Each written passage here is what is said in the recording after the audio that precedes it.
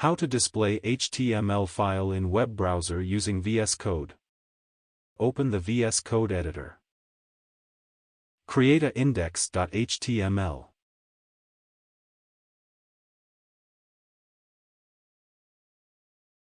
Create a text to display.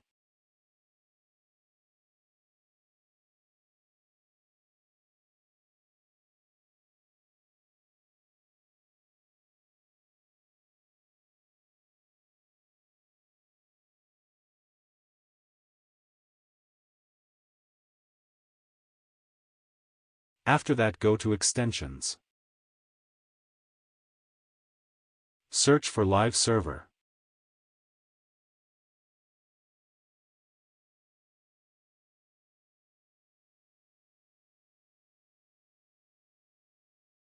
Wait to finish installing.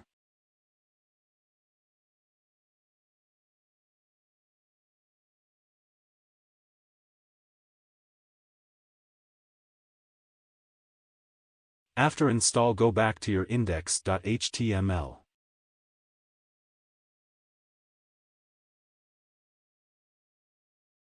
Right-click the file and choose Open with Live Server. Now you can render your HTML file in web browser.